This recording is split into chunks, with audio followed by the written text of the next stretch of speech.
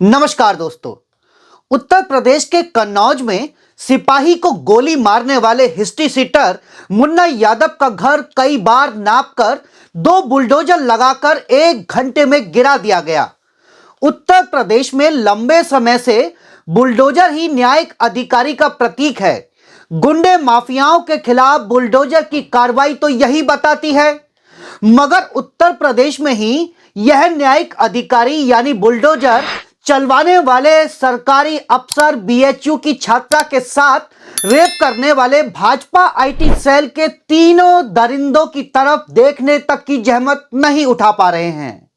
यहां मुझे भारतेंदु हरिश्चंद्र जी की एक काव्यांश याद आता है, अंधेर नगरी चौपट राजा। इस काव्यांश में भारतेंदु हरिश्चंद्र जी ने जो सीख दी वह थी, विवेकहीन और मूर्ख राजा अपनी पूरी प्रजा के लिए कष्ट का कारण ही नहीं बनता बल्कि उसके नाश का भी आधार बन जाता है। हम बात कर रहे थे बीएचयू में बीजेपी आईटी सेल वाले इन तीनों दरिंदों की, जो कि छात्रा से बलात्कार की घटना वह भी बंदूक के बल पर अंजाम देकर मध्य प्रदेश में चुनाव प्रचार करने में चले गए।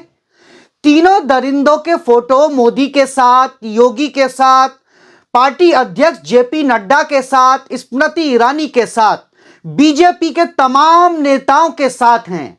क्या इसीलिए इन तीनों दरिंदों का घर नहीं गिराया गया? बलात्कार करो फिर प्रचार करो, सरकार आपका घर नहीं गिराएगी। अब यह नई परंपरा है क्या? अब जब उत्तर प्रदेश में बुलडोजर ही न्याय का अधिकारी है तो फिर इन तीनों दरिंदों के घर बुलडोजर क्यों नहीं चला? यह सवाल बिल्कुल लाजमी है। मुन्ना यादव हत्यारा था, उसने हत्या की थी। कुणाल पांडे, आनंद उर्फ अभिषेक चौहान और सक्षम पटेल, इन तीनों ने भी जघन्य अपराध किया है। हालांकि अदालत में तीनों अभी दोषी नहीं ठहराए गए हैं, जबकि मुन्ना यादव भी अदालत में अभी दोषी नहीं ठहराया गया है। फिर भी मुन्ना यादव का घर गिरा दिया गया और अभी इन तीनों बीजेपी आईटी सेल वाले दरिंदों को अभयदान दिया हुआ है। भारतीय जनता पार्टी बेटी बचाओ का नारा देती है, लेकिन इस शासन में गन पॉइंट पर बेटी का रेप हो जाता है और भारतीय जनता पार्टी शासन में न्याय का प्रतीक अधिकारी बुलडोजर उनके घर पर नहीं चलता। क्या भारतीय जनता पार्टी अपने पदाधिकारी पर कार्रवाई ना करके, उनके घर पर बुलडोजर ना चला करके क्या संरक्षण नहीं दे रही है? बंदूक के बल पर बीच सड़क पर बलात्कार की घटना को अंजाम देना और उसका वीडियो बनाना, समझिए कितना बड़ा जघन्य अपराध होगा। लेकिन भारतीय जनता पार्टी में मुन्ना यादव के घर बुलडोजर चल सकता है, लेकिन कुणाल पांडे, आनंद उर्फ अभिषेक चौहान और सक्षम पटेल के घर की तरफ देखा भी नहीं गया है। सरकार का बुलडोजर भी क्या पक्षपाती हो गया है? नाम के आगे लगा सरनेम देखकर कार्रवाई की जाती है, क्योंकि अफसर जानते हैं कि सरकार का मिजाज क्या है।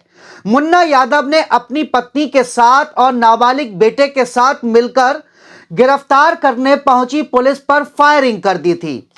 मुन्ना यादव के नॉन बेलेबल वारंट हुए थे, जिस पर पुलिस दबिश देने पहुंची थी। अंदर से मुन्ना यादव और उसकी पत्नी और नाबालिग बच्चे ने फायरिंग कर दी, जैसा कि मीडिया रिपोर्ट्स में बताया जा रहा है। गोलीबारी में सिपाही सचिन राठी को गोली लगी और उनकी मौत हो गई।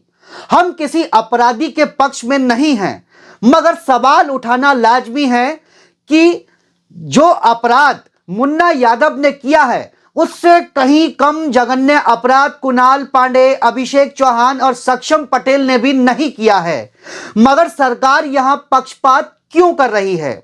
दोस्तों, इस पर आप हमें अपनी राय कमेंट बॉक्स में जरूर दे सकते हैं। ऐसी ही खबरों में बने रहने के लिए चैनल को सब्सक्राइब करें और बेल आइकन दबाना ना भूलें और मुझे मनीष शर्मा को दीजिए इजाजत। नमस्कार, जय हिंद, जय भारत।